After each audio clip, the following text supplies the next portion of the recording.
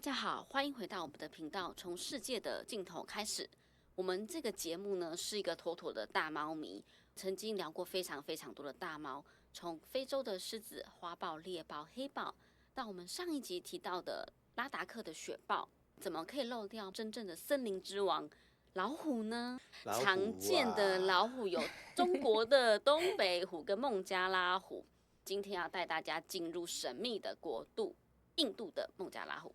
但是老虎我没有去过怎么办？我们下次一起去，我们再揪一群人一起去。我们再请我们大猫专业 Jennifer 来跟我们聊聊这一次印度老虎的行程。Hello， 怎么样？你这一次的老虎行如何？真的是近到我后退，近到你后退，太近了，所以我在车上挪到另外一边。天哪，这么近，真的那么近，真的那么近。这是我第一次听到老虎这么近，因为我听过狮子很近，对花豹很近，对不对？在非洲，对。但老虎一般来讲，就像狮子在车子旁边，就在车子旁边，然后所以你有点吓到，从左边移到右边。因为那个是 open air 的吉普车，是啊，我伸手就可能可以摸到，咬到。我是没有想过要摸的，千万不要，千万不要。我觉得我在那边拍照的时候，我的手这样伸出去，他如果过来咬我，我会有危险。他如果一个巴掌甩过来，你的东西就飞走了。所以我那个时候，我们吉普车很大，跟我朋友只有2个人。其实那吉普车应该至少可以坐6个人以上，对。所以我们2个是一个人坐比较靠右边，一个人坐比较靠左边，完全不会挡到彼此。是。他因为就在我右边这边靠着我们的车贴着走，所以我就直接移到了左边。太近了，太近。人家都会移到右边用手机拍，没错，我移到你就把它溜走，是不是？对。我记得我们在安排你这个行程的时候，因为我们以前做过老虎的行程，我们会跑不同的国家公园，去看不同的老虎。但是我们同事回来之后说，不要跑那么多，集中火力，在一个国家公园，几率最高的地方。你们这次待几天？也是4天，也是4天3夜还是5天4夜？5天4夜。5天4夜嘛，对。好，5天4夜，请你简单的先跟我介绍你住的旅馆。我住的旅馆，我都觉得有点太高级了，因为那个旅馆是我觉得很像非洲狩猎式的那一种，那个 Safari Lodge， 对 ，all inclusive， 然后有管家，有游泳池，有可以看到野生动物的景观平台，是，有他们自己的菜园，也有可以稍微去附近的小荒地散步一下的路线。总之就是应有尽有，然后全部吃跟喝都是全包的。对，这个是一定的，因为你没有其他地方去吃饭嘛。对，这一定在。但是因为你出去会被人家吃掉。住宿条件你自己认为还不错？住宿条件很好，相当好。灰尘呢？听说灰尘很大。灰尘是很大，没有错。可是这个没有办法，因为他们的路没有铺柏油，它就是一个自然的环境嘛。不行，那也不能铺柏油。可是住在旅馆里面的时候，没有什么灰尘的问题。你们应该跟肯亚一样，类似做 game drive， 早上下午各一次吗？对。大概早上几点出发？早上应该是5点还是6点的时候出发，很早 ，early morning。我应该没有记错吧？比肯亚还要早。我应该没有记错。肯亚国家公园是6点半才开。总之一样，就是国家公园要开的前半个小时到1个小时就出发，所以是天微亮的时候。微亮就出发。对。那应该就是6点左右。就国家公园门一开就进去开始狩猎。好，第一次看到老虎的情况如何？第一次看到老虎的情况，我个人的部分非常糗。我觉得在印度找老虎有一个很可爱的地方是跟我们在非洲不一样，因为非洲是大草原，所以基本上是用视觉来找动物。是，你尝试看到它的蛛丝马迹，包括它的黑耳朵或者是什么。没错。在印度，因为它是丛林，所以你不可能可以先用眼睛看到它，太难了。所以他会有别的方法让他们的司机知道，或是他们所谓叫 naturalist， 就是生态学家知道他大概在哪边，然后他们要去对的地方等他。会用叫声，叫声并不是老虎的叫声，是所有在森林里面的动物的叫声。所以是人模仿动物的叫声？不是，是森林里面的猴子的鹿，他们会比我们先知道老虎要来了，然后他们会发出叫声，就是警告声。对，会通知彼此。好，现在先请问你哈，在很多国家赏鸟，他们会用录音的鸟声，尤其是求偶声，来吸引鸟过来。我个人不见得很喜欢，因为鸟更难观察。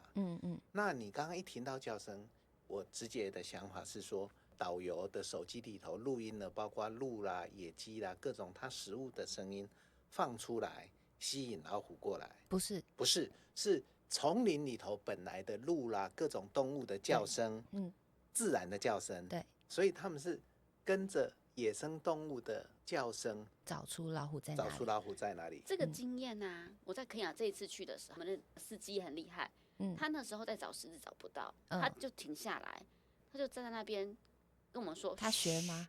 没有，他也是用听的啊。他在听鸟叫，他说鸟叫他可以判断狮子可能在哪个方位。对，我们就是这样，就是我们会开到几个地方，然后他们真的是停下来，大概4-5分钟就用听的。听到了可能会有的声音或没有，之后就会往那个地方去。所以我们第一次看到老虎的时候，我印象非常清楚，就是我们那天早上出去开一开之后，突然就听到了一个他们的鹿，我觉得听起来真的都很像我们的山羌的一个叫声，有点像狗。对，我知道那个鹿叫声有时候像狗一样，尤其是警戒声，对，很近。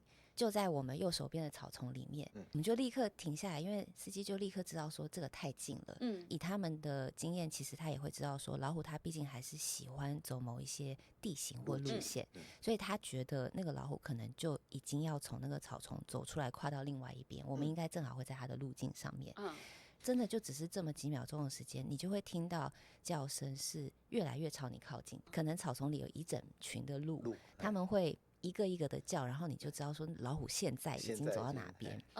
他后来就真的在我们车子的正前面出现一只母老虎，结果这个时候我的手机居然就不见了。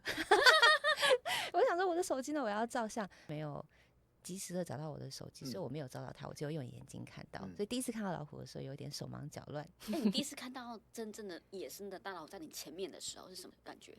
但其实这不是我这辈子第一次，因为我之前就是有去过尼泊尔。对，可是第一次这么近，因为尼泊尔没有那么近，尼泊尔比较数量也少一点。对，但是就真的觉得哇，天哪，就这样出现了，哇！我现在看到你的眼睛里面完全就散发着那光芒。对。可是你说我有什么确切的没有？就是哇这样子。那这是第一次的感觉。对。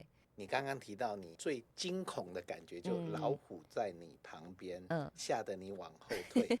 那个过程如何？那个过程也很有趣，因为这个国家公园的规定一样，就是我们的饭店会配我们一个司机兼导游。对。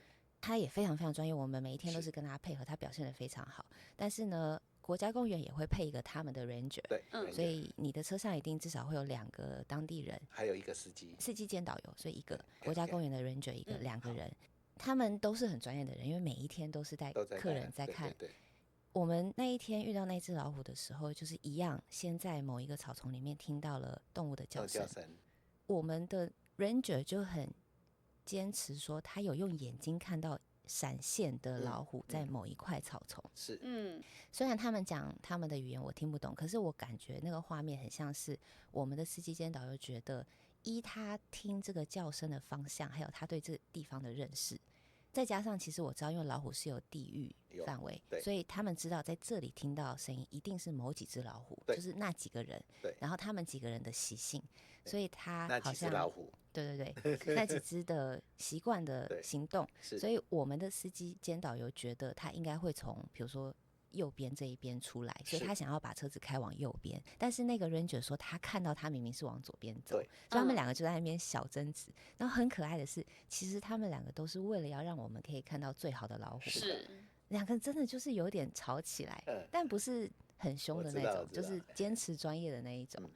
我跟我朋友在后面想说他们就我不知道怎么解释那个可爱的感觉，因为其实他们一天到晚看到老虎，对这个对他们不新鲜了，不稀奇了。对，可是你可以感受到他知道这件事对你的重要性，非常重要。然后他们2个人都很想要为了你们表现最好，所以其实我们当然是很感恩，当下觉得很可爱很好笑，因为他们2个就为了要让我们看到最好的老虎在那边吵架。结果后来谜底是什么？谜底是那个 ranger 是对的，幸好就是当时附近也是有蛮多车的，所以我相信有别的车做了跟我们的司机兼导游一样的判断，所以他们往另外一边开过去。对，觉得我们的导游有点像是，好啦，算了，我们现在过去也抢不到最好的位置了，那不如我们就赌另外一边。对，我们后来就真的赌到，而且我们就抢到最好的位置，所以我才会那么近。他就活生生从我们那一边出来，贴着我们的车子走。多近？就是这么近啊！就我刚刚讲的这么近。跟车子大离多远？1公尺、2公尺？没有1公尺，不到1公尺，没有1公尺。那等于就是贴着车子走，贴着车子跟你走啊这么近的距离是一样的、啊。是啊，老虎很大只、所以我看到他的眼睛是蓝色的。你跟他面对面了吗？我跟他眼对眼了。啊，眼对眼呢，我才会问我的司机说，为什么他的眼睛是蓝色？因为大部分老虎的眼睛是黄色的嘛。对啊。然后他说、啊，你怎么知道这个人的爸爸的眼睛也是蓝色的？哦，这只老虎啦。对对对，你每次把老虎变成人，拟人化了。他说他们区里面就是那2只老虎的眼睛是蓝色的。你好厉害哦！因为你好幸运哦。我在非洲有时候会拍照的时候，有注意到有些花豹眼睛是蓝色的。对对对，没错。我有看过蓝色眼睛。对，你这一次居然有看蓝眼。而且它是一只成年的公老虎，所以它非常大只。当然我们那时候看很近，不过那一天呢，几乎所有在那一个园区里面的人都中奖了，因为它大摇大摆的在那附近走来走去，所以很多很多人都有看到它。在5天4夜里头，是每天都有看到老虎。我记得好像只有1天没有看到，有1天没看到，这样几率算高的而且有时候是上午看到，下午也看到。我们也觉得自己很幸运，因为刚刚讲那个饭店嘛，那个饭店我觉得很好跟很不好的是，因为其他人几乎都是欧美的游客，其实我们真的没有碰到什么亚洲游客。是。欧美人就是很会在饭店里面跟人家交际。对。他的晚餐的餐桌就是一个超大的共享的餐桌，他没有对，他没有说2个人一桌，4个人一桌，全部的人都要坐在一个长桌。是，所以你就不得已一定要，或是有些人很开心的话，我是不知道了。像我就不是很想要，但是不得已一定要跟旁边的人聊天。大家都会问你今天看到什么，我觉得那真的很残酷，因为我跟我朋友每天都有看到老虎，可是不是每个人都像我们这样。你们也运气太好。有另外一对2个女生从荷兰来的好朋友，他们就是跟我们一样的时间去，但是他每一天都没有看到。天哪，妈妈咪呀！我真的觉得那个很心碎，就是你看别人有看，你自己没有。你平时有修行。对，就是那个是很残酷的。真的非常残酷。你有扶老太太过马路？对，我有吃素。我知道，现在是要找一个吃素的人同行。对。对，因为我没有亲眼看过老虎，以你的经验里头，老虎的体型有比公狮大吗？没有，差不多。可是身体的比例不太一样。老虎的虎掌，它的脚特别大。这样子。虎掌甚至可以跟它的头一样大，所以我就是每次看老虎的时候，跟头一样大，真的就是我每次看老虎都会觉得哇，老虎的脚掌好大，比狮子大。对，一定比狮子大，因为狮子的脚掌不可能跟它的头一样大，不管公狮或母狮。虎掌真的很大，可能因为也有毛什么的，视觉上看会觉得哇，脚好大。你看到这几种大猫，你现在最喜欢哪一种？这是可以选出来的吗？哎呀，选不出来！哎呀，选不出来！雪豹到老虎，选不出来。我自己可能还是最喜欢花豹吧。我是最喜欢花豹。听到你这样子看老虎的经验，似乎也不会太辛苦吧？很好啊，不辛苦啊，都不用走路呢，都不用走路，在车上，每一天在饭店里面吃到都快要吐出来。他们是24小时，就是你下午饿的话有零食，傍晚还没有开晚饭之前有一点小饿，他就帮你包爆米花，是真的是吃不完的。好吧，那就是明年去养肥之旅。养肥之旅。谢谢你这一次提供你今年2月去的看老虎的经验。希望我们去的时候，老虎也趁着我们的车子旁边走过去，希望手不会被咬掉。我想要问一个问题。我们去看老虎的时候，有机会看到小老虎吗？我们去的那个时候也知道有很多小老虎，但是我们没有看到，所以我觉得一定有机会，但是呢会很难，是因为通常他们会想要把小孩藏得很好。所以我知道他们都有认真在帮我们找，但是几率没有那么好。所以最后我们看到的，除了我说的第一次那一只是母老虎之外，其他只好像都是公的。公老虎比较会在外面晃荡，对，巡视领地。对，因为老虎基本上也是独行性动物嘛，交配完基本上由母老虎来带小老虎。对，好的。那今天我们听完 Jennifer 的分享，你是不是也想要跟我们一起到印度的森林里面来寻找老虎呢？去吧。我们如果大家对这个行程有兴趣，也可以私讯我们，我们会把详细的行程提供给您。我们希望下次还可以再聊其他的不同的旅游的分享。我们下次见，拜拜，拜拜，嗨。